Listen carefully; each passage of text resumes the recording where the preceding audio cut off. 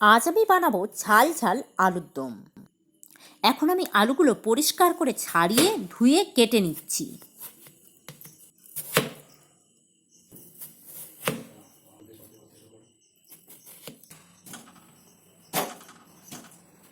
সিদ্ধ করার জন্য নিয়ে নিলাম একটা স্টিলের পাত্র। এবার আমি আলুগুলো দিয়ে পরিমাণ মতো জল দিয়ে দেব। এখন দিয়ে দিচ্ছি একটু লবণ। এখন ঢাকনা দিয়ে গ্যাসে বসিয়ে দেব। এবার গ্যাসে একটা কড়া বসিয়ে তেল গরম করে নেব। আমি আলুর দম সরিষার তেল দিয়ে বানাবো, তাই দিয়ে দিলাম সরিষার তেল। দিয়ে দিচ্ছি 1 চামচ চিনি। এবার দিয়ে দেবো 2টো তেজপাতা আর 2টো শুকনো লঙ্কা। যেহেতু আমিষ আলুর দম, তাই দিয়ে দিচ্ছি 1 চামচ রসুন বাটা।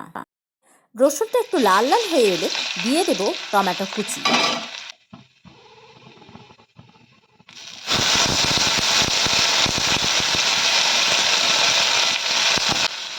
আলু সিদ্ধ করার সময় অল্প লবণ দিয়েছিলাম, তাই বাকি লবণটা এখন দিয়ে দেব।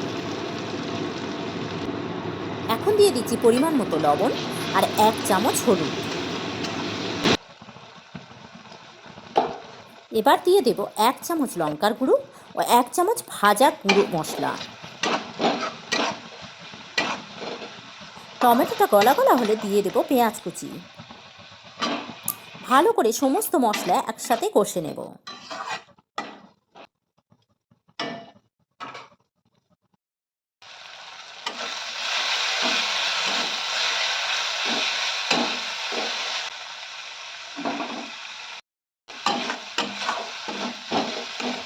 এখন দিয়ে দেব 1 চামচ আদা বাটা।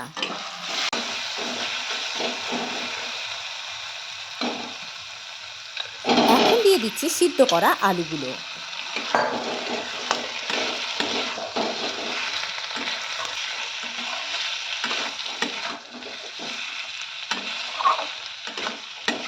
একটু সময় নিয়ে সব কিছু ভালোভাবে কষে নেব।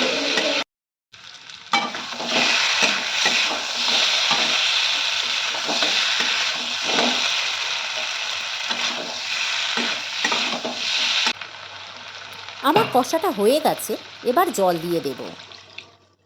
অল্প করে জল দিয়ে কিছুক্ষণ ফোটালেই হয়ে যাবে ঝাল ঝাল আলুর দম।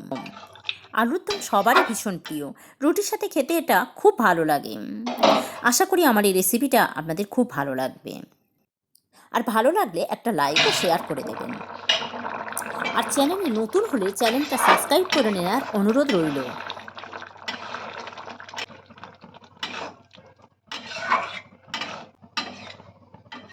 একটু গরম মশলা ছড়িয়ে দিয়ে নামিয়ে নেব।